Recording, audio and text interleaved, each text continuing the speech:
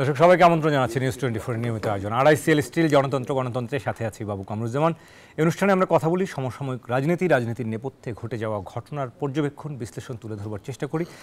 আমরা জানি যে এই সময় রাজনীতিতে নানা রকম সংস্কার নির্বাচন নিয়ে উত্তাপ্ত ছিলই। নতুন করে যে উত্তাপটি তৈরি হলো, আমরা দেখলাম যে ধানমন্ডি 32 নম্বরে বুলডোজারের যে কর্মসূচি, সেখানে আমরা দেখলাম যে আবার নতুন করে জুলাই চেতনায় ফেব্রুয়ারিতেই নতুন দল আসছে, সেই ঘোষণাও এসছে। আমরা সমসাময়িক রাজনীতি পাশাপাশি রাজনীতির এই নতুন দল, রাজনীতির নতুন প্রেক্ষাপট নিয়ে আজকের গণতন্ত্রে আমরা আলোচনা করতে চাই, বিশ্লেষণ করতে চাই। আমাদের সঙ্গে তিনজন অতিথি স্টুডিওতে রয়েছেন, পরিচয় করে দিচ্ছি। আমার ডান দিকে রয়েছেন আজিজুল বারী হেলাল, তথ্য বিষয়ক সম্পাদক বিএনপি। স্বাগত জানাচ্ছি আজিজুল বারী হেলাল আপনাকে। আমাদের সাথে আছেন অ্যাডভোকেট আলী নাসের খান, ক্রাইসিস রেসপন্স সেল সম্পাদক, জাতীয় নাগরিক কমিটি। স্বাগত অ্যাডভোকেট আলী নাসের খান। আমাদের সঙ্গে একজন শিক্ষক রয়েছেন, অধ্যাপক ডক্টর হাসানাত আলী, উপাচার্য নওগাঁ বিশ্ববিদ্যালয়। স্যার স্বাগত জানাচ্ছি।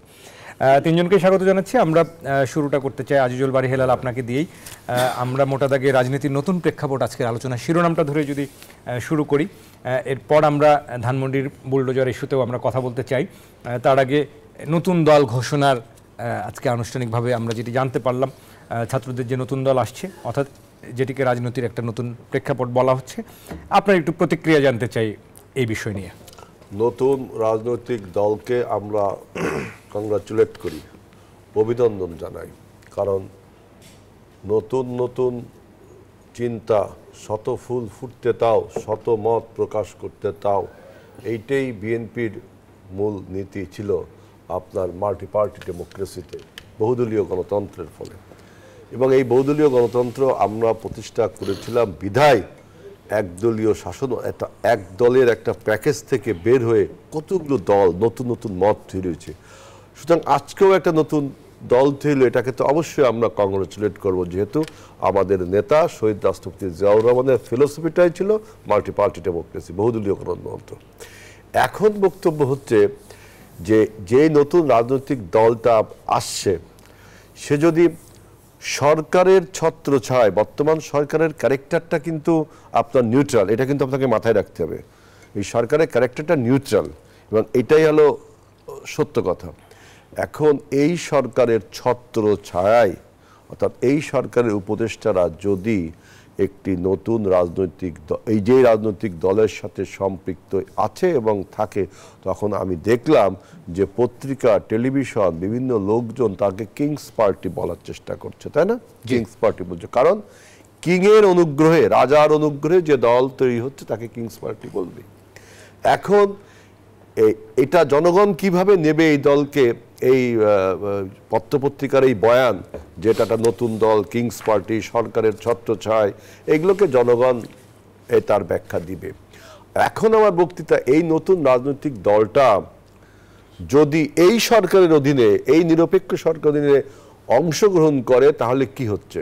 যেহেতু এই নতুন রাজনৈতিক দলের নেতৃবৃন্দ, বিশেষ করে 3 জন উপদেষ্টা এই সরকারের সাথে রয়েছে, তাদের প্রভাব, প্রতিপত্তি, সম্পৃক্ততা, নেক্সাস, 6 মাসে এটা নেক্সাস হয়েছে। এখন আপনি এসে পদত্যাগ করে যদি বলেন যে আমি এখন নিউট্রাল হয়ে গেলাম, সেটা কি জনগণ ভালোভাবে নিবে? এবং আপনার এই উদ্যোগের ফলে কি ডক্টর ইউনূস সরকারের নিরপেক্ষতা আপনি বিনষ্ট করলেন। কারণ এই সরকারের ক্যারেক্টারটা আমি প্রথমে বলেছি নিরপেক্ষ ক্যারেক্টার। অর্থাৎ আমরা মনে করি যে সরকার তার নিরপেক্ষতা হারালো, এই নতুন রাজনৈতিক দলের এই শুভাগমনের ফলে তার নিরপেক্ষতা হারালো। কারণ এই সরকার আবার বলছে, আপনার লন্ডনের ফিনান্সিয়াল টাইমসে আমি গত পরশুদিন দেখলাম, এটা পত্রিকা আসছে, ফিনান্সিয়াল টাইমসে বলছে ছাত্ররা একটি নতুন দল করছে, অর্থাৎ একটি নির্দিষ্ট সংগঠনকে আপনি প্যাট্রোনাইজ করলেন, তার মানে আপনি নিরপেক্ষতা হারালেন। তা আপনি যদি নিরপেক্ষতা হারান, তাহলে তো আপনি নির্বাচন পরিচালনা করতে কিন্তু কি অভিযোগ যে তাদের কি সহযোগিতা তারা আসলে করলেন? ছাত্রদের মধ্যে দল করলেন, বিষয়টা এরকম, ছাত্ররা রাজনৈতিক দল করবে, তাকে তো কংগ্রাচুলেট করলাম। এখন বক্তব্য হচ্ছে এই রাজনৈতিক দল যখন নির্বাচন করবে, এই সরকার তো তারা ছিল, এই সরকারের ক্যারেক্টার হলো নিরপেক্ষ সরকার, সেই সরকারে সেখান থেকে তারা যদি সরে আসে, আপনি এই প্রতিষ্ঠানে চাকরি করেন আর 10 বছর, আপনি হঠাৎ করে প্রতিষ্ঠান থেকে আপনি সরে গেলে মানে কি আপনার এই প্রতিষ্ঠানে যে নেক্সাস, যে সংযোগ সম্পৃক্ত, সেটা বন্ধ থাকতো না, এটা বন্ধ হয় না। আপনি 3 জন উপদেষ্টা সরকার, তাদের কলিগরা তো রয়ে গেছে, পুরো উপদেষ্টা পরিষদই তো মিলেই তো এই একটা অন্তর্বর্তীকালীন সরকার। এই 3 জন সরে আসলো মানে কি তাদের থেকে বিচ্ছিন্ন হয়ে গেল? কারণ আপনার তো একটা সংযোগ রয়েছে, এই জন্যই বলছি তাহলে সরকার তার নিরপেক্ষতা হলো। আর এখন কনসিকোয়েন্সটা দেখেন, যদি ইউনূস সরকার নিরপেক্ষতা হারায় তাহলে তিনি তো নির্বাচন তারিখ পরিচালনা করতে অবৈধ হয়ে যাবেন, তাই না? বাংলাদেশের পরিস্থিতিটা কি হবে?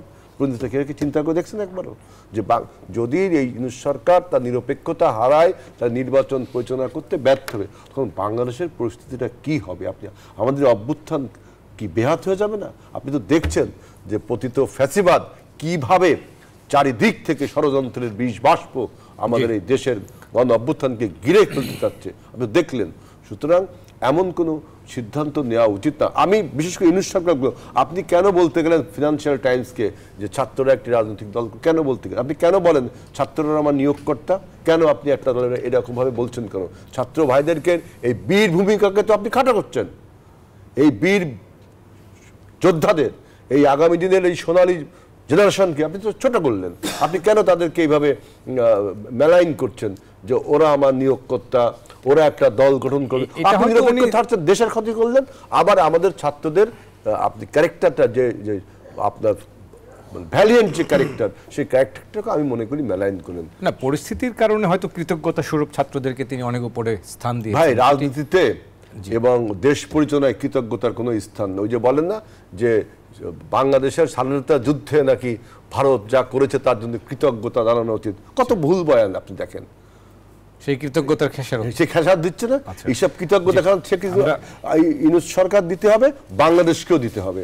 কারণ কি, বাংলাদেশের এই অভ্যুত্থান যদি ব্যর্থ হয়, যদি এই সরকার তার নিরপেক্ষতা হারিয়ে নির্বাচন পরিচালনা না করতে পারে, বলেন তো কি হবে তখন? এই কৃতজ্ঞতা জানতে যায়। বিএনপি থেকে আসলে প্রশ্নটা আসছে যে নিরপেক্ষতার প্রশ্নটা তো বিএনপি তুলছে। ভ্যালিড তো, কোশ্চেনটা তো ভ্যালিড। আপনি নিজে বলেন ভ্যালিড না, আপনার ক্যারেক্টার নিরপেক্ষ। আপনি কেন একজনকে না, নিশ্চয়ই নিশ্চয়ই আপনি প্রশ্ন তুলতে। আমরা তো এই ছাত্রদেরকে ভালোবাসি, তো আমরা তো এই ছাত্রদের এই উদ্যোগকে তো স্বাগত জানাই, কিন্তু সেটা তো সেটা তো আপনার একটা নিয়ম তার মধ্যে, এবং সবকিছু কিন্তু এভরিথিং ইজ মানে ডুইং টু লেট। হ্যাঁ, সবকিছু দেরি হচ্ছে। এগুলোর জন্য ভুল বোঝাবুঝি হচ্ছে। আসবো আপনার কাছে আবার, ধন্যবাদ। কিন্তু আমরা দেখতে পাচ্ছি যে এই সরকারও তো একটা যে প্রশাসনকে মাথায় নিয়ে রাষ্ট্র পরিচালনা করছেন, তাদেরকেও তো আসলে ওই পুরনো লোকজন, পুরনো আমলা, তাদেরকে নিয়ে এই রাষ্ট্র পরিচালনা করতে হচ্ছে। এই সরকার তো তাদেরকে দেখেন না, সরকারের ভুলটা দেখেন। বাসর রাতে সে বেড়ালটা মারতে পারলো না, যখন 8ই আগস্টের পরে ছাত্ররা বলল যে আমরা পরীক্ষা ছাড়া পাশ করবো, অটো পাস, এটা কেন সরকার মেনে নিল? তখন সবাই আমরা বলেছি যে আপনি এটা মানেন না, কেন এটা মেনে? এই মানার ফলে আজকে কি হলো, বাংলাদেশের সবাই তাকে আমার এই বঞ্চিত 17 বছর বঞ্চিত সবাই এখন দাবিদার। আপনার এই অনভিজ্ঞতা, আপনার এই অদক্ষতার জন্য খেসারত কি বাংলাদেশের এই অভ্যুত্থানের মানুষ দিবে, বাংলাদেশবাসী দেবে? অতএব আপনি অরাজনৈতিক সরকার, অদক্ষ সরকার, দ্রুত একটি নির্বাচিত সরকার, রাজনৈতিক সরকার প্রয়োজন, এই জন্য আমরা বলি। জি, অনেক ধন্যবাদ। আমরা অ্যাডভোকেট আলী নাসির খান, ক্রাইসিস রেসপন্স সেল সম্পাদক, জাতীয় নাগরিক কমিটি। নাসির খান, আপনার কাছে জানতে চাইব যে কথাগুলো আজিজুল বালী হেরাল বলছিলেন, রাজনীতির এই নতুন প্রেক্ষাপট, নতুন দল, উনি স্বাগত জানাচ্ছেন কিন্তু আবার প্রশ্ন তুলছেন নিরপেক্ষতা নিয়ে। তার মানে এই 6 মাসের মধ্যে তাদের মধ্যে যোগাযোগ হয়ে গেছে, আঁতাত হয়ে যেতে পারে, নানা রকম যোগসূত্রের প্রশ্ন তুলছেন।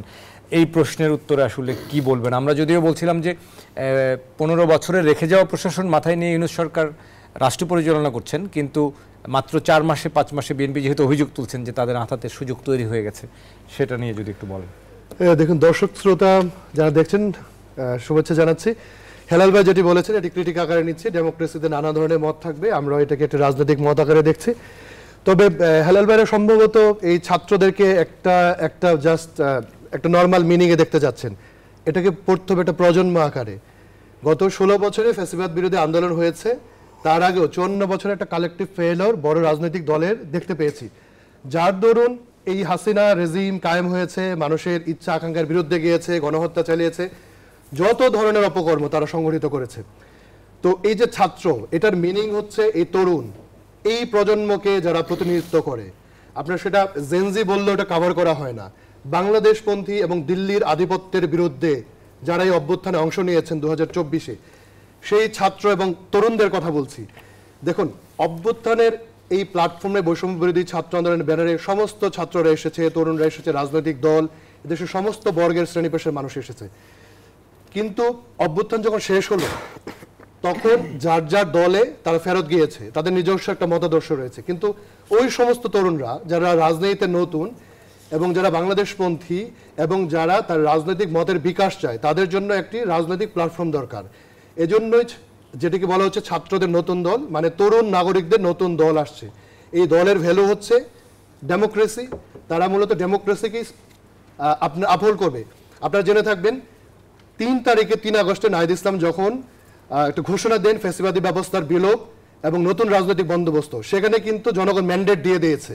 নতুন রাজনৈতিক বন্দোবস্তের কথা আমরা যখন বলেছি, সেটা তো আমাদের রাজনৈতিক প্রক্রিয়ার মধ্য দিয়ে যেতে হবে। হেলাল ভাইকে ধন্যবাদ, তিনি আমাদেরকে স্বাগত জানিয়েছেন।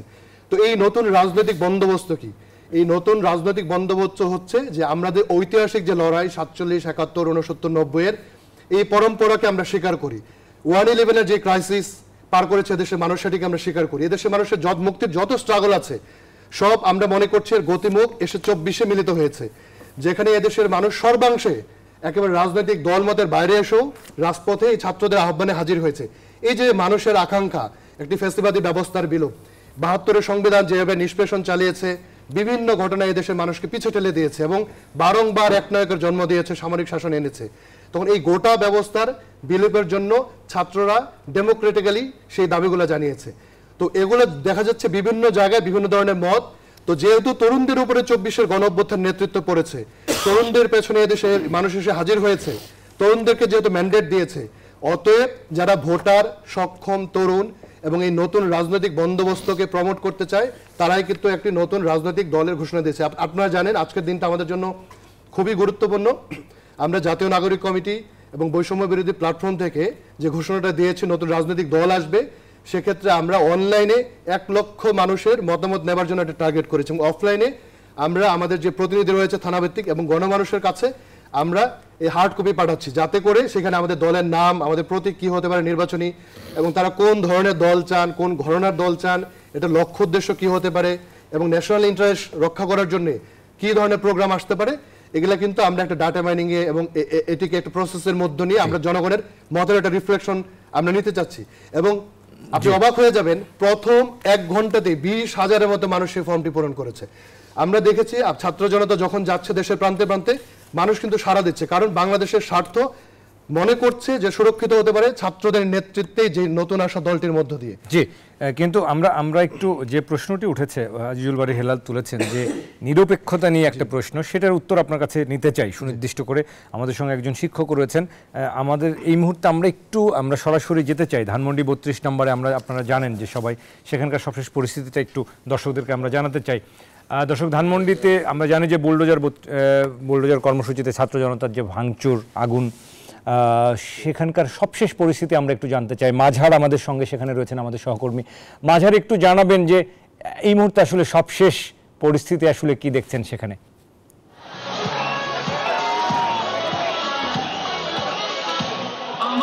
বাবু কামরুজ্জামান, আপনাকে ধন্যবাদ। আপনি যেমনটা বলছিলেন যে আজকে সন্ধ্যা অর্থাৎ 8টার পর থেকেই কিন্তু ছাত্র জনতা এখানে ধানমন্ডির 32 নম্বর বাসভবনের দিকে তারা আসতে থাকেন এবং সেই যে ভাঙচুর শুরু হয়েছিল সেই ভাঙচুর কিন্তু এখনো আছে এবং ধানমন্ডির বাসভবনের প্রত্যেকটা বিল্ডিংয়ে কিন্তু আগুন ধরিয়ে দেওয়া হয়েছে এবং ছাত্র জনতা তারা কিন্তু সেই ক্রেন বা বুলডোজারের কথা বলছিল যে ক্রেন বা বুলডোজার হলে সেগুলো ভেঙে ফেলা সহজ হবে।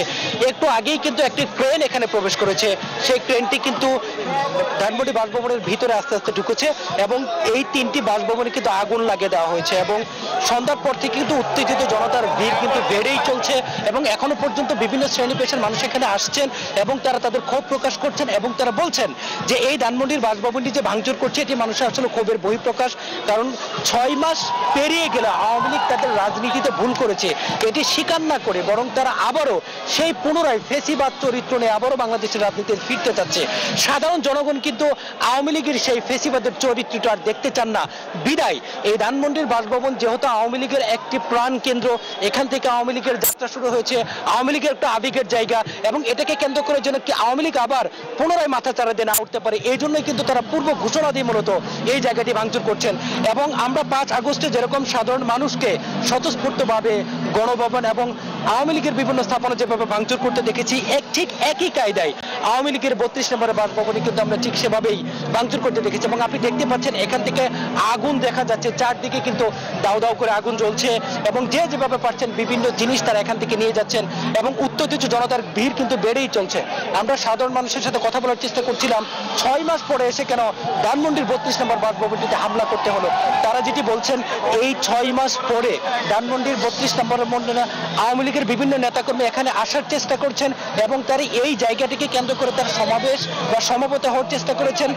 এই চেষ্টা যেন তারা সফল না হয়, বিজয় না হয়, এই জন্য তারা এই বাসভবনটি একেবারে ভাঙচুর করছেন এবং আগুন ধরিয়ে দিয়েছেন। এবং তারা বলছেন 15টি বছর আওয়ামী লীগ যে ফেসিবাদের যে চরিত্র কায়েম করেছিল তার একটি পার্ট কিন্তু ধানমন্ডির এই 32 নম্বর বাসভবন।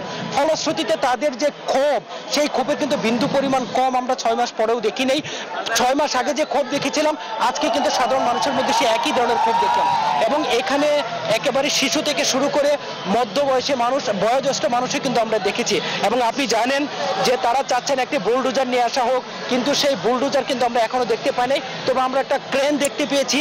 আসলে বাস্তবতা এখানে এত বেশি মানুষ নেটওয়ার্কের কারণে কিন্তু আসলে ধানমন্ডির 32 নম্বরের বাসভবনের বর্তমান অবস্থানটা আমরা দেখাতে পারছি না। তবে চারপাশে কিন্তু আগুন লাগিয়ে দেওয়া হয়েছে এবং প্রধান সড়ক থেকে শুরু করে ধানমন্ডির 32 নম্বরের যে বাসভবন এবং পশ্চিম পাশের যে রাস্তা, এখানে কিন্তু লোকে লোকারণ্য এবং মানুষ আসছেন এবং দেখছেন, কেউ তাদের ক্ষোভ প্রকাশ করছেন এবং তারা কিন্তু আরেকটা অ্যালার্মিং দিচ্ছেন। 15 বছরে যে ফেসিবাদের জন্ম হয়েছিল, যে ফেসিবাদের বিদায় হয়েছে, সেই ফেসিবাদ যেন আবার মাথা চাড়া দিয়ে না উঠতে পারে এবং কেউ যেন ফেসিবাদকে লালন করতে না পারে, কারো মাধ্যমে যেন ফেসিবাদ আবার বাংলাদেশের মাটিতে ফিরে না আসতে পারে, সেজন্য কিন্তু তারা সজাগ রয়েছেন। এবং তারা বলছেন এদেশের রাজনীতি হবে দেশের জনগণের জন্য, এদেশের রাজনীতি হবে মানুষের কল্যাণের জন্য। যারা এরকম রাজনীতিকে ধারণ করবেন তারা আগামী দিনের রাজনীতি করবেন। ভবিষ্যতে যেন কেউ শেখ হাসিনা বা তার দোসরদের মতো জনগণের উপর নির্যাতন চালাতে না পারে, সেই লক্ষণ কিন্তু তারা এখানে দেখাচ্ছেন। এবং তারা বলছেন এটি পরবর্তীতে যারা রাজনীতিতে আসবেন তাদের জন্য একটি বার্তা, যে যেখান থেকে একটি দলের উত্থান হয়েছিল, যেখানে একটি দলের ইতিহাস ঐতিহ্য রয়েছে, সেই ঐতিহ্যকে তারা এভাবে গুড়িয়ে দিচ্ছেন, এভাবে তারা ভেঙে ফেলছেন। সেটা কিন্তু পরবর্তী যারা প্রজন্মের রাজনীতিবিদ আছেন তাদের জন্য তারা একটা বার্তা হিসাবে দেখছেন। এবং জনগণের যে ক্ষোভ, সেই ক্ষোভ কিন্তু বিন্দু পরিমাণ আমরা একটু কম দেখি নাই। এবং গত 6 মাস ধরে আওয়ামী লীগ জনগণের কাছে ক্ষমা না চেয়ে আবারও ধীরে ধীরে তাদের যে ফেসিবাদের চরিত্র সেটি কিন্তু তারা আবার দেখানোর চেষ্টা করছেন। এবং আপনি আজকে জানেন, আজকে সাবেক প্রধানমন্ত্রী শেখ হাসিনা অর্থাৎ ফেসিবাদের দোসর শেখ হাসিনার কিন্তু আজকে গণমাধ্যমে এবং আওয়ামী লীগের পেজে বক্তব্য দেওয়ার কথা ছিল। সেই বক্তব্যকে কেন্দ্র করে জনগণের মধ্যে যে ক্ষোভ বা যে বিতৃষ্ণা তৈরি হয়েছে সেটির কিন্তু তারা এখানে প্রমাণ তারা রেখেছেন। এবং আপনি জানেন যে 8টা 15 মিনিট সময় থেকে কিন্তু এখানে ধানমন্ডির 32 নম্বর বাসভবনটি আসলে ভাঙচুর শুরু হয়।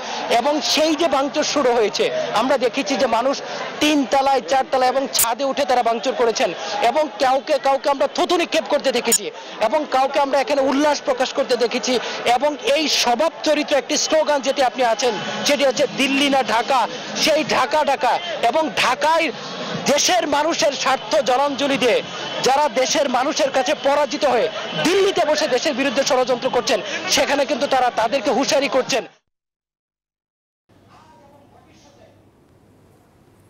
মাঝহার অনেক ধন্যবাদ আপনাকে, আপনি আমাদের সঙ্গে থাকুন। আমরা পরবর্তীতে আবারও নিশ্চয়ই আপনার সঙ্গে যুক্ত হব, আরও আপডেট আপনার কাছে জানবো। এবং দর্শক আপনাদের সুবিধার্থে জানিয়ে রাখি, আমরা আলোচনার সাথে সাথে আপনাদেরকে সেখানকার সবশেষ পরিস্থিতির আপডেট জানাতে ছবিগুলো আমরা দেখাতে থাকবো, সরাসরি সম্প্রচারের চেষ্টা করব। আপনারা আমাদের সঙ্গে থাকুন।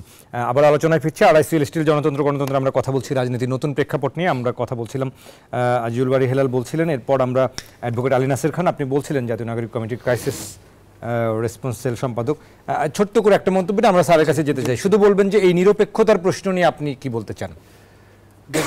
ছাত্রদের এই ক্ষমতায় থেকে দল গঠন যে অভিযোগটি আজিজুল বারী হেলাল করলেন, জি, ছাত্র বা তরুণদের এই রাজনৈতিক দল গঠনের প্রক্রিয়াটি খুবই অর্গানিক। এখানে কারো কোনো ছত্রছায়া বা সরকারের পক্ষ থেকে কোনো ধরনের পৃষ্ঠপোষকতা নেই। ছাত্র প্রতিনিধি যারা সরকারে রয়েছেন তারা বলেছেন আমরা যখন মনে করব আমাদের রাজনীতিতে যুক্ত হওয়া উচিত আমরা সেই দায়িত্বটি ছেড়ে আসব। এখানে পরিষ্কার, এখানে উপদেষ্টা পরিষদের কেউ এই রাজনীতিকে প্রমোট করছেন না এবং যে মূল রিডিং যাচ্ছে এটা মূলত হচ্ছে তরুণ নাগরিক যারা তারা একটি রাজনৈতিক উদ্যোগ নিচ্ছেন, যারা 2024-এর গণঅভ্যুত্থানে নেতৃত্ব দিয়েছেন, যারা হাসিনাকে বিতরণ করতে পারেন এবং এদেশের মানুষকে সাথে নিয়ে বিরাট একটি বিপ্লব সাধন করতে পারেন, তারা যে এদেশের মানুষকে সাথে নিয়ে একটি রাজনৈতিক দল গঠন করতে পারবেন এটি এদেশের প্রত্যেকটি মানুষ বিশ্বাস করে। জি নিশ্চয়ই, অনেক ধন্যবাদ। আমরা আসবো আপনার কাছে আবার। আমরা অধ্যাপক ডক্টর হাসানাত আলী, উপাচার্য নওগাঁ বিশ্ববিদ্যালয়। স্যার স্বাগত জানাই আপনাকে। আপনার কাছে রাজনীতির এই নতুন প্রেক্ষাপট নিয়ে আমরা সংস্কারের বিষয়ে আপনার কাছে শুনতে চাইবো। তার আগে একটু এই যে ছাত্রদের দল গঠন, একটা নতুন প্রেক্ষাপট বলা হচ্ছে, নতুন একটা আকাঙ্ক্ষা তৈরি যেহেতু হয়েছে, আমরা জুলাই চেতনার কথা বারবার বলছি, সব মিলিয়ে এই দল গঠন এবং এই নতুন প্রেক্ষাপটটাকে আসলে কিভাবে দেখছেন? ধন্যবাদ আজকের বিজ্ঞ আলোচক বৃন্দকে। দেখেন, আমি এই দল গঠন, ছাত্রদের যে আকাঙ্ক্ষার জায়গায় যে রাজনীতি করা বা রাজনৈতিক সচেতন হওয়া বা এই 24-এর চেতনাকে বুকে ধারণ করে নতুন বাংলাদেশের স্বপ্ন দেখা, তারুণ্যের বাংলাদেশ, মেধাবীদের বাংলাদেশের স্বপ্ন দেখা, এখানে কোনো রাজনৈতিক দলের মধ্যে বিরোধ বা দ্বিমত আছে বলে অন্তত আমি দেখিনি।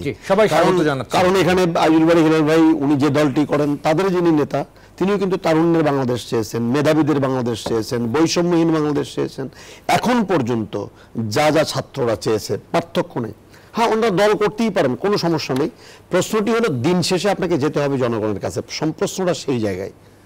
আমরা 24-এর চেতনা বাস্তবায়ন করব, কিন্তু 24-এর চেতনা এবং 24-কে সংগঠিত করার জন্য যারা যারা স্টেক হোল্ডার তো অনেক, শুধু ছাত্ররা না, নিশ্চয়ই ছাত্ররা একটা অগ্রণী ভূমিকা পালন করেছে, কিন্তু যারা 18 বছর লড়াই সংগ্রাম করে একটি মাঠ তৈরি করলো, একটা প্রেক্ষাপট তৈরি করলো, সেটা নিশ্চয়ই আমার তরুণ ছাত্র বন্ধুরা অস্বীকার করেন না। এবং এই যে যেদিন 5 তারিখে সকালবেলা লক্ষ লক্ষ মানুষ, যে বিভিন্ন শ্রেণী পেশার মানুষ সাভার থেকে বা গাজীপুর থেকে ঢুকলো, শুধু ছাত্ররা সেখানে ছিল না। মনে রাখতে হবে, এই ছাত্রদের সাথে ছিল এদেশের 18 বছর ভোট দিতে না পারা মানুষ, যারা কথা বলতে পারেনি, নির্যাতিত হয়েছে, রাজনৈতিক কর্মকাণ্ড পরিচালনা করতে পারেনি, পার্টি অফিস তছনছ করে দেওয়া হয়েছে, আইন শৃঙ্খলা বাহিনীর দানবে পরিণত করা হয়েছে, শিক্ষাঙ্গনকে একবারে গণতান্ত্রিক চর্চার সকল দরজাকে বন্ধ করে দেওয়া হয়েছে, হলের সিট বাণিজ্য করা হয়েছে, কত অপকর্মনা করা হয়েছে, দেশের ব্যাংকগুলোকে ফাঁকা করে দেওয়া হয়েছে, রাষ্ট্রের ব্যাংকের টাকা বিদেশে চলে গেছে কেউ জানে না, সোনা তামা হয়ে গেছে কেউ জানে না। এই যে অবিচারগুলো, সেই অবিচার থেকে মুক্ত হওয়ার জন্য যখন তরুণ প্রজন্মরা ডাক দিয়েছে, তখন কিন্তু আমরা গিয়েছি, আমরাও মিছিল করেছি, তারা লাল পতাকা মাথায় দিয়েছে, আমরাও সেখানে স্লোগান দিয়েছি, আইয়ুল বারী হিলাল ভাইরাও গিয়েছেন। আমি শুধু একটা কথা স্মরণ করে দিতে চাই দেশবাসীকে, এবং এই আন্দোলনের চেতনার কথা আমরা বিভিন্ন জায়গা থেকে বলছি, কিন্তু একবারও কি আমরা মনে রাখছি যে 5 মাসে পতিত সরকারের দোসররা এখন পর্যন্ত হুঙ্কার দেয়, তারা ছাত্রদের কাছে ক্ষমা না চেয়ে বাণী প্রচার করতে চায়। যারা হত্যা করলো, খুন করলো, আমার ছাত্রদের রক্তে ঢাকার রাজপথ, সারা বাংলাদেশের রাজপথ রঞ্জিত হলো, তারা জাতির উদ্দেশ্যে, ছাত্রদের উদ্দেশ্যে ভাষণ দেয়। আমরা তো শুনতে চেয়েছিলাম যে উনি বলবেন যে এই সমস্ত মা হারা, সন্তান হারা মার কাছে উনি ক্ষমা চাবেন। আমরা তো শুনতে চেয়েছিলাম যে আমার এই ছাত্র বন্ধু যাদের এখনো চোখ নেই, দেখতে পারে না, আমার পঙ্গুত্ব বরণ করে হাসপাতালে শুয়ে আছে, চিকিৎসা দিতে পারে না। আজকের বক্তব্য স্যার আপনি কি শুনতে পেরেছিলেন কিনা? আজকে যে কথা বলেছেন কে? শেখ হাসিনার? না, আমি শুনতে পাইনি। তা আমার কথা না, আমি বলছি কালকে যখন ঘোষণা দিলেন উনি ছাত্রদের উদ্দেশ্যে বক্তব্য দেবেন, আমি আশা করেছিলাম সাথে সাথে উনি এই কথাটি কি বলবেন যে আমি অন্যায় করেছি, আমি খুন করেছি, আমি হত্যা করেছি, আমি ব্যাংক লুট করেছি, আমি টাকা পাচার করেছি, সমস্ত রাষ্ট্রীয় প্রতিষ্ঠানগুলোকে ধ্বংস করেছি, প্রশাসনকে দলীয়করণে করেছি, আইন শৃঙ্খলা বাহিনীকে সেবা দাসে পরিণত করেছি। কোন ছাত্র বন্ধুদের এই যে বৈষম্যহীন বাংলাদেশের যে দাবি 2015 সন থেকে আমার ছাত্র বন্ধুদের সাথে আমরা ছিলাম, আমরা একনলেজ করিনি, বরং তুচ্ছ তাচ্ছিল্য করে রাজাকারের সন্তান বলে গালি দিয়েছি। ভেবেছিলাম উনি ক্ষমা চাবেন, না, উনি তা চাননি। উনি নতুন বাণী প্রচার করে যে বাংলাদেশে একটি উস্কানি দেওয়ার যে একটি পাঁয়তারা উনি করলেন, তার পরিপ্রেক্ষিতে আজকে যা দেখছি, একজন শিক্ষক হিসাবে খুব স্বস্তি বোধ করি না, খুব আনন্দ বোধ করি না, খুব ভালো বোধ করি না। এমন বাংলাদেশ হবে এটি আমরা প্রত্যাশাও করি না। এই সমস্যার যদি সমাধান করতে চান, করুক না ছাত্রবন্ধু রাজনীতি। আমরা চাই 18 বছর আমার ছাত্র বন্ধুটি ভোট দিতে পারেনি, আমি ভোট দিতে পারিনি, অধিকাংশ মানুষ ভোট দিতে পারেনি। একটা ভোট দেওয়ার প্রেক্ষাপট তৈরি করেন না কেন, যার মধ্যে একটা ঐক্যমত্য তৈরি হোক।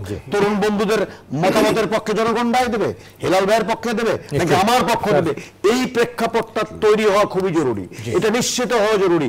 সেটি করার জন্য অন্তর্বর্তীকালীন সরকার যথাযথ দায়িত্ব পালন করবে, এটা যেমন আমার তরুণ বন্ধুটি চাই, আমি চাই, দেশবাসী। স্যার আমরা আরো কথা বলবো, বিশেষ করে শেখ হাসিনার আজকের বক্তব্য, আজকে পাশাপাশি এই যে ধানমন্ডি 32-এর যে পরিস্থিতি, এই যে বুলডোজার কর্মসূচি, সব মিলিয়ে এসব বিষয় নিয়ে আমরা একটু আলোচনা করতে চাই খোলামেলা একটা বিরতি থেকে ফিরে এসে। দর্শক, আড়াইসিএল স্টিল গণতন্ত্রে আমরা কথা বলছি রাজনীতির নতুন প্রেক্ষাপট এবং সমসাময়িক রাজনীতির বিষয়গুলো নিয়ে আরও কথা বলবো একটা বিরতির পর। আশা করি আমাদের এই আলোচনা উপভোগ করবেন। দর্শক, বিরতির পর আবারও স্বাগত। আড়াইসিএল স্টিল গণতন্ত্রের সাথে আছি বাবু কামরুজ্জামান। আমরা কথা বলছি রাজনীতির নতুন প্রেক্ষাপট নিয়ে এবং সমসাময়িক রাজনীতির নানা বিষয় নিয়ে। আমাদের সঙ্গে তিনজন অতিথি রয়েছেন। আমাদের সঙ্গে আজিজুল বারী হেলাল রয়েছেন, তথ্য বিষয়ক সম্পাদক বিএনপি, আরও একবার স্বাগত জানাচ্ছি। সাথে রয়েছেন অ্যাডভোকেট আলী নাসের খান, ক্রাইসিস রেসপন্স সেল সম্পাদক, জাতীয় নাগরিক কমিটি। আমাদের সঙ্গে রয়েছেন একজন শিক্ষক, অধ্যাপক ডক্টর হাসানাত আলী রয়েছেন, উপাচার্য নওগাঁ বিশ্ববিদ্যালয়। স্যার, স্বাগত জানাচ্ছি আপনাকেও। আমরা আজিজুল বারী হেলাল আপনার কাছে ফিরতে চাই। আমরা রাজনৈতিক নতুন দল নিয়ে কথা বলছিলাম, নতুন প্রেক্ষাপট নিয়ে কথা বলছিলাম, কিন্তু একটু ছোট্ট করে একটু প্রতিক্রিয়া নিতে চাই আপনার কাছে যে ধানমন্ডিতে আজকের যে পরিস্থিতি, সবশেষ আমরা আপডেট জানাচ্ছিল আমাদের সহকর্মী, সেখানে এখন আগুন জ্বলছে, বুলডোজার কর্মসূচি, এই পরিস্থিতিটা বা আজকের দিনের এই ঘটনার বিষয়ে আপনার কাছ থেকে একটু যদি প্রতিক্রিয়া নিতে চাই, আপনার বক্তব্য একটু বলবেন আমাদের। এটা আমি বলতে চাই এক বাক্যে যে ইট ইজ টু লেট। 5ই আগস্টের পরপরই যা হওয়া উচিত ছিল সেটা দেরি করে হলেও হলো। আমার আরেকটা বক্তব্য যে একটা গানের একটা কলি আছে যে every saint has a past and every sinner has a future. এই যে every sinner has a future, এই কথাটার আমি এই জন্য বললাম যে এই দেশে একদলীয় শাসন ব্যবস্থা, এই দেশকে একটা বেজেল স্টেট, ক্লায়েন্ট স্টেট তৈরি করে এই দেশের স্বাধীনতা থাকলেও সার্বভৌমত্ব ছিল না। এই যে ব্যক্তিগুলো, তাদেরকে এখানে আইকনিক ফিগার হিসেবে প্রচার করা হতো। এগুলো ছিল আপনার বাংলাদেশের স্বাধীনতার সার্বভৌমত্বের বিরুদ্ধ প্রতীক। তাকে বানানো হয়েছিল আইকনিক ফিগার, স্বাধীনতা সার্বভৌমত্বের পক্ষের প্রতীক। আপনি কি মনে করেন 32 নম্বর ধানমন্ডির সেই শেখ মুজিবের স্বাধীনতার পক্ষে বিপক্ষে, স্বাধীনতার সংগ্রামে তার পক্ষে বিপক্ষে অনেক কথা আছে না? জি, নিশ্চয়ই আছে না? তিনি কি এই দেশকে কলরাজ্যে পরিণত করেনি? তিনি কি একদলীয় শাসন ব্যবস্থা তৈরি করেনি? এবং তার কন্যা শেখ হাসিনা তো গণহত্যার সাথে জড়িত। যে গণহত্যার সাথে জড়িত প্রফেসর আবুল হাসনাত যেটা বলছে যে ক্ষমা চেতে হবে, ক্ষমা চেলে হবে কেন? বিচার হতে হবে। ক্ষমা চেলে হলো, আমি ক্ষমা করে দেবো বললে কি ক্ষমা? বিচার করতে হবে তিনি। সুতরাং এই যে আপনি দেখেন সাদ্দাম হোসেন তার যখন পতন হলো, তার মূর্তিগুলো সব ভেঙে ফেলানো হলো না? ইভেন লেনিন, কমিউনিস্ট বিপ্লবের নায়ক, যখন পেস্ট্রোইকার গ্লাসনোট হলো কারবাচনে, তার মূর্তিও ভাঙা হয়েছিল না? ইভেন আপনি দেখেন যে আপনার ফ্রান্সের বুরবন রাজাদের যে বাস্তিল দুর্গ, যেখানে মানুষকে অত্যাচার করা হতো, নির্যাতন, সেই বাস্তিল দুর্গ ফ্রান্সের বিপ্লবের পর 97-99 ভেঙে ফেলালো। এখন আপনি যদি 32 নম্বর ধানমন্ডিকে কি বাস্তিল দুর্গ পাবেন?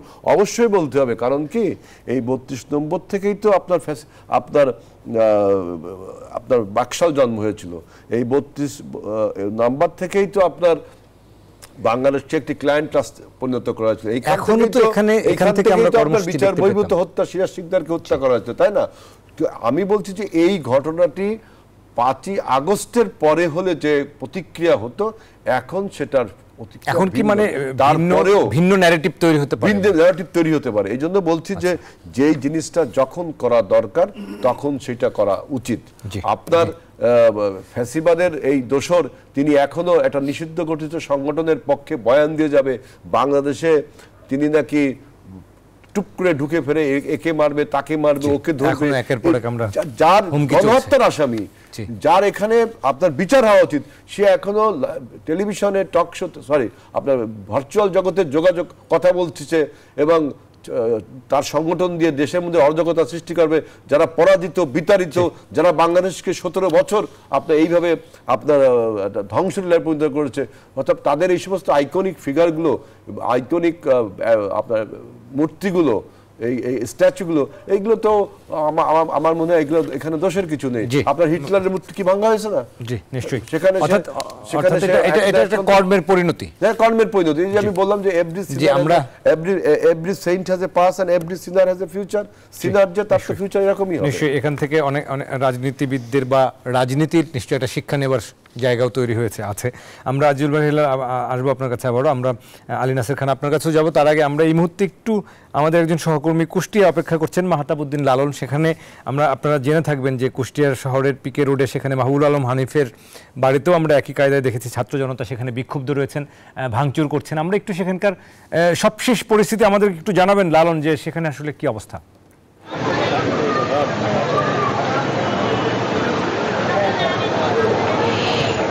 বাবু, আপনাকে ধন্যবাদ। আমন্ত্রিত অতিথিরা যে আলোচনাটি করছিলেন সেই একই কথা কিন্তু এই কুষ্টিয়া শহরের পিটিআই রোডে বিক্ষুব্ধ ছাত্র জনতা বুলডোজার নিয়ে এসে মাহবুবুল আলম হানিফ, যিনি বাংলাদেশ আওয়ামী লীগের যুগ্ম সাধারণ সম্পাদক, একই সাথে কুষ্টিয়া 3 আসনের সাবেক সংসদ সদস্য, তার বাড়ি কিন্তু আজকে ভেঙে দেওয়া হয়েছে। একই সাথে ছাত্র জনতা, বিক্ষুব্ধ ছাত্র জনতা তারা যে দাবিটি বা বক্তব্যটি জানাচ্ছেন সেটি হচ্ছে যে এই যে বাড়িগুলো তারা করেছেন, সেই বাড়িগুলো কিন্তু আসলে এই অবৈধ টাকা দিয়ে তাদের ক্ষমতার প্রভাব খাটিয়ে তারা যে বাড়িগুলো করেছেন সেই বাড়িগুলো কিন্তু আসলে এই তাদের সম্পূর্ণভাবে ক্ষমতার অপব্যবহার করে এই সরকারের ক্ষমতায় থাকার সুযোগে জনগণের শত শত হাজার হাজার কোটি টাকা কিন্তু তারা দেশের বাইরেও পাচার করেছেন। এখন তারা যে অট্টালিকা নির্মাণ করেছেন, তারা যদিও আসলে দেশের বাইরে পালিয়েছেন, কিন্তু তাদের এই বাড়িগুলো আসলে এখনো রয়ে গেছে। যদিও 4 বা 5ই আগস্ট পরবর্তী সময়ে এই বাড়িগুলো কিন্তু বিক্ষুব্ধ ছাত্র জনতা তারা ভেঙে দেয়, এবং ভেঙে দেওয়া পরবর্তী সময়ে কিন্তু সেই বাড়িগুলো দণ্ডায়মান ছিল, এবং সেই বাড়িগুলো কিন্তু আজকে তারা বুলডোজার দিয়ে গুড়িয়ে দিয়েছে। তারা বলছেন যে এই আওয়ামী ফ্যাসিস্ট দোসরদের এই বাড়িগুলো ভেঙে ফেলার মাধ্যমেই তারা এই দেশ থেকে, এই মাটি থেকে তারা এই ফ্যাসিস্টদের আসলে দেশ থেকে বিতাড়িত করতে চান। তো বাবু, এই ছিল আমার কাছে আসলে কুষ্টিয়া থেকে সর্বশেষ। ধন্যবাদ মাহতাবউদ্দিন লালন। আমরা পরবর্তীতে আবার যুক্ত হব আপনার সঙ্গে। আপনাকে ধন্যবাদ জানাই। আমরা আলোচনায় ফিরতে চাই। আরএসসির স্টিল গণতন্ত্র আমরা রাজনীতি, নতুন প্রেক্ষাপট এবং সমসাময়িক রাজনীতি নিয়ে কথা বলছি। আমাদের সঙ্গে অতিথিরা রয়েছেন। আমরা আবারও আলোচনায় ফিরি। আমাদের সঙ্গে অ্যাডভোকেট আলী নাসের খান, আপনার কাছেও ছোট্ট করে মন্তব্য নিতে চাইব, যেহেতু আমাদের সময়ের স্বল্পতাও রয়েছে। মোটা দাগে এই যে আজকের যে ধানমন্ডি 32-এর পরিস্থিতি, এই পরিস্থিতি নিয়ে একটু আপনার কাছ থেকে প্রতিক্রিয়া জানতে চাইব, যেটি আজিজুল বাড়ি হেলাল বলছিলেন। দেখুন, ব্রোচার অফ বাংলাদেশ হচ্ছে শেখ হাসিনা। তার যে এনাবেলার যা আছে এই ফ্যাসিস্ট রেজিমের জন্য, এবং 14 দল সহ স্টেট অ্যাপারেটাসে এবং জনপ্রশাসনে এবং বিভিন্ন পরিকাঠামোতে যারা ছিলেন তারা কিন্তু এখনো নিউট্রাল হয় না। তাদের মধ্যে কোনো ধরনের রিমোর্স নাই, কোনো ধরনের অনুশোচনা নাই। আওয়ামী লীগের পদ পদবিতে ছিলেন, তাদের মধ্যে কোনো ধরনের অনুশোচনা দেখা যায় না। এবং আমরা দেখতে পাচ্ছি এই বিচারের প্রক্রিয়া অনেক স্লো। অনুশোচনা করলে কি তুমি মাফ করে দিবা? না, অনুশোচনা ধরেন যারা লঘু অপরাধ করছে তাদের মধ্যে কোনো ধরনের অনুশোচনা নাই, কিন্তু একেবারে সরাসরি গণহত্যায় যারা জড়িত তারা ভারতে আশ্রয় নিয়েছে। এই যে আমরা 630-32 জনের কথা শুনেছি। পাশাপাশি উল্লেখ করতে হয় হাসিনা পরিবারের এবং শেখ পরিবারের কাউকে গ্রেফতার করা হয়নি। ভারতে বসে 71 সালে যেমন আরাম আয়েশ করছে, এখন আমরা দেখি দিল্লিতে নানান জায়গায় বসে বসে বাংলাদেশের স্বার্থে বিরুদ্ধে তারা বিভিন্ন বক্তব্য দিচ্ছে। আপনি জানেন বিভিন্ন আপনার যে পতিতাপল্লিত ওই সময়কার আওয়ামী লীগের নেতাদের পাওয়া গিয়েছে, তারাও এই ধরনের নানা অপকর্ম দেশে করেছে, এখন আরামায়েশ করছে, নানান ধরনের ইন্ধন দিচ্ছে দেশকে অস্থিতিশীল করার জন্য। শুধুমাত্র বিচার নিশ্চিত হলে পরে এই জনক্ষোভ কমবে। আপনি দেখুন আজকে যে 32 নম্বরের জনগণের ক্ষোভ, এর কারণ কি? এই খুনিরা চোখের সামনে দিয়ে ঘুরে বেড়াচ্ছে এবং এই ভারতের সহযোগিতা নানা ধরনের উৎপাদ করছে, জনগণকে খেপিয়ে তুলছে। জি, আলী নাসের খান, আমরা আসবো আপনার কাছে। আমরা ডক্টর হাসানাত আলী, উপাচার্য নওগাঁ বিশ্ববিদ্যালয় আমাদের সঙ্গে রয়েছেন। এই একই বিষয় নিয়ে আপনার কাছেও জানতে চাইবো, কিন্তু তার আগে আমাদের আরেকটা বিরতি নেবার আসলে সময় হয়েছে। স্যার, বিরতি থেকে ফিরে এসে সরাসরি আপনার কাছে আসতে চাই। দর্শক, আরআইসিএল স্টিল গণতন্ত্রে আমরা রাজনীতি নিয়ে কথা বলছি। আরেকটা বিরতি থেকে ফিরছি, আশা করি সঙ্গে থাকবেন। দর্শক, আরেকবার স্বাগত। আরআইসিএল স্টিল গণতন্ত্রে আমরা কথা বলছি রাজনীতির নতুন প্রেক্ষাপট এবং সমসাময়িক রাজনীতি নিয়ে। আমাদের সঙ্গে 3 জন অতিথি রয়েছেন স্টুডিওতে। আমাদের সময় একেবারে শেষ পর্যায়ে, আমরা ছোট ছোট করে মন্তব্য নেব। শুরুতেই যাব অধ্যাপক ডক্টর হাসানাত আলী, উপাচার্য নওগাঁ বিশ্ববিদ্যালয়। স্যার, আমরা ধানমন্ডি 32 নিয়ে কথা বলছিলাম। আপনার কাছ থেকে একটু জানতে চাইবো যে আজকের এই পরিণতির কে আসলে কিভাবে দেখছেন, এবং এটা নিয়ে যদি আপনার প্রতিক্রিয়া বলতেন। দেখেন, এই বিষয়টা নিয়ে 5 তারিখের পরে আমাকে নতুন করে কথা বলতে হবে এমনটির জন্য আমি প্রস্তুত ছিলাম না। আমি ছোট করে একটা ঘটনায় একটু ফিরে যেতে চাই। শহীদ রাষ্ট্রপতি জিয়া রহমান স্বাধীনতার ঘোষক ছিলেন, রাষ্ট্রপতি ছিলেন, সেনানায়ক ছিলেন। তার বিধবা স্ত্রীকে সরকার একটা থাকার জায়গা দিয়েছিল ক্যান্টনমেন্টের ভেতরে 2টা নাবালক সন্তানকে। শেখ হাসিনা কিভাবে ভেঙেছিল দেখেছেন? জি, বাড়ি থেকে কিভাবে উৎখাত করা হয়েছিল তার কান্না শোনেননি? আমি সমর্থন করছি না আজকের এই ঘটনাটাকে, কিন্তু সেই জায়গাটা যখন মনে হয়, সেই দৃশ্যটা যখন দেখি একজন বেধবা নারীর, অত্যন্ত সম্মানিত, মার্জিত, ভদ্র রুচিশীল একজন ভদ্র মহিলা বাংলাদেশের প্রেক্ষাপটে, তিনি যখন হাউমাউ করে কাঁদছিলেন, তার স্বামীর সেই বাড়িটা চোখের সামনে বুলডোজার দিয়ে ভাঙা হচ্ছিল, আমার খুব মনে করছে যে আজকে শেখ হাসিনা যখন এটা দেখছেন তখন তার কি একবারও মনে হয়েছিল যে এরকম একটি ঘটনা তাকে দেখতে হতে পারে? আমার বক্তব্য শুধু এতটুকুই যে আমরা যেন ইতিহাস থেকে শিক্ষাটা আসলে নেই। স্যার চমৎকার বললেন স্যার, একেবারে চমৎকার এবং সুনির্দিষ্ট একটা উদাহরণ দিলেন যে আমরা ইতিহাস থেকে আসলে শিক্ষা নিই না। 1 মিনিটে মন্তব্য নিতে চাই, আমাদের আসলে রাজনীতির একটা পরিবর্তন চাই, আমরা পট পরিবর্তন চাই, নতুন বাংলাদেশ চাই। সেক্ষেত্রে আমরা এই হিংসা প্রতিহিংসায় না থেকে কিভাবে বেরিয়ে আসতে পারি? আলী নাসের খান। দেখুন, আজকে 32 নম্বরে যে ঘটনাটি ঘটছে এটি কিন্তু ভবিষ্যতের রাজনীতির জন্য সুস্পষ্ট বার্তা। যদি আপনি জনগণের বিরুদ্ধে দাঁড়ান, যদি বাংলাদেশের মানুষের স্বার্থের বিরুদ্ধে দাঁড়ান, বাংলাদেশের জাতীয় স্বার্থের বিরুদ্ধে দাঁড়ান এবং দিল্লি থেকে নানা ধরনের উস্কানি দেন, দিল্লির আধিপত্যবাদ, সাংস্কৃতিক আধিপত্যবাদ কায়েম করতে চান, তাহলে মানুষের রোষ আপনার উপর পড়বেই। ভবিষ্যতে কেউ যদি কর্তৃত্ববাদ স্থাপন করতে চায়, যদি একনায়কতন্ত্র স্থাপন করতে চায় এবং খুন গণহত্যায় যদি অংশগ্রহণ করে, এদেশের মানুষের গলা যদি টিপে ধরতে চায়, প্রত্যেকটি রাজনৈতিক দলের কাছে এই ছাত্র জনতার বার্তা হচ্ছে আপনাদেরকে উৎখাত করা হবে এবং আপনাদের যত ধরনের সিম্বল আছে এবং আপনাদের যত ধরনের এনেবলার আছে, সেটা মিডিয়াতেই হোক, সেটা জনপ্রশাসনেই হোক, রাজনৈতিক পরিমণ্ডলে হোক, সবাইকে কিন্তু উৎখাত করা হবে এবং দলের সাথে মিশে দেওয়া হবে। এটি বাংলাদেশের মানুষের ম্যান্ডেট, আকাঙ্ক্ষা, এটির প্রতিফলন আমরা দেখছি এবং বিপ্লবের যে স্পিরিট, বিপ্লবের আগুন কিন্তু এখন দাও দাও করে জ্বলছে। ধন্যবাদ জানাই অ্যাডভোকেট আলী নাসের খান আপনাকে, একেবারেই সংক্ষেপে সুনির্দিষ্ট করে বললেন। আমরা শেষ মন্তব্য নেব আজিজুল বারী হেলাল, তথ্য বিষয়ক সম্পাদক বিএনপি, আপনার কাছ থেকে। আমরা আসলে একটা নতুন বাংলাদেশের কথা বলছি, সেই জায়গা থেকে আমরা আসলে একটু নতুনভাবে চিন্তা করব কিনা, ইতিহাস থেকে শিক্ষা নিব কিনা? ইতিহাস থেকে তো সবাই শিক্ষা নেয়, কিন্তু নতুন বাংলাদেশ মানে এই না যে পুরনো সমস্ত আপনার ধ্বংসযজ্ঞ, পুরনো সমস্ত ফ্যাসিবাদ, পুরনো সমস্ত আপনার দুর্নীতিবাজ, পুরনো সমস্ত মাফিয়াকে আপনি ভুলে যাবেন। ওই মাফিয়ার সমস্ত চিহ্নকে মুছে ফেলতে হবে। যেমন আওয়ামী লীগ নামে কোনো রাজনৈতিক দল থাকতে পারবে না। প্রয়োজনে আপনার এই গণহত্যার জন্য আওয়ামী লীগের রাজনৈতিক ট্রায়াল, এই যে মানবতা বিরোধী অপরাধে, ওইখানে বিচার হওয়া উচিত। এখানের আইনের কিছু সমস্যা আমি দেখলাম, আপনার 47 ধারা যেটা আমাদের সংবিধানে আছে সেটা ওইখানে ইনকর্পোরেট করা হয়নি। রাজনৈতিক দল হিসাবে আওয়ামী লীগ যে গণহত্যার সাথে জড়িত ছিল এই 17 বছর, এই জন্য তার বিচার হওয়া উচিত, সেটা মানবতা বিরোধী ইসে।